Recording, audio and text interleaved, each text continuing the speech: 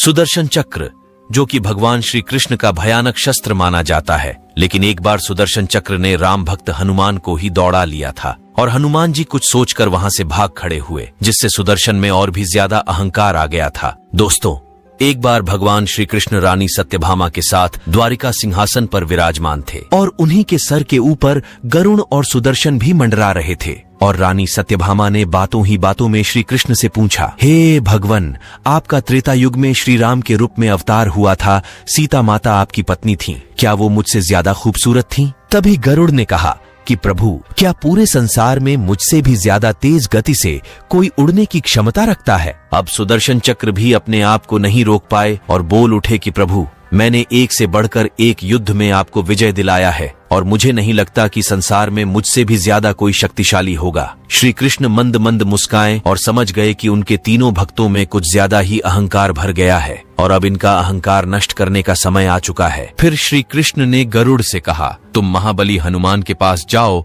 और उनसे कहना कि प्रभु श्री राम सीता माता के साथ आपकी प्रतीक्षा कर रहे हैं। गरुड़ भगवान की आज्ञा लेकर आकाश में उड़ चले। फिर इधर श्री कृष्ण ने रानी सत्यभामा से सीता का रूप धारण करने को कहा और स्वयं श्री कृष्ण ने भगवान राम का रूप धारण किया। श्री कृष्ण ने सुदर्शन चक्र को आज्ञा दिया कि तुम राजमहल के द्वार पर पहरा दोगे। इतना ध्यान रखना कि मेरी इजाजत बगैर कोई महल के अंदर न प्रवेश करने पाए। प्रभु की आज्ञा लेकर सुदर्शन महल के प्रवेश द्वार की ओर उड़ चले। गरुड़ हनुमान के पास पहुंचकर बोले कि हे श्रेष्ठ वानर, भगवान श्री राम और सीता माता द्वारिका में आपका इंतजार कर रहे हैं, इसलिए आप मेरी पीठ पर बैठ जाओ, मैं आपको शीघ्र ही द्वारिका पहुंचा दूंगा। हनुमान जी ने कहा, आप मेरी चिंता छोड़िए, मैं स्वयं ही आ जाऊंगा। गरुड़ ने सोचा, हनुमान जी तो जल्दी नहीं पहुंच पाएंगे क्योंकि वे बूढ़े हो चुके हैं, खैर मैं चलता हूँ। पर गरुड़ ने महल में पहुंचकर देखा कि हनुमान जी वहां पहले से विद्यमान हैं, तो लज्जा से गरुड़ का सर झुक गया। तब श्री कृष्ण ने हनुमान से कहा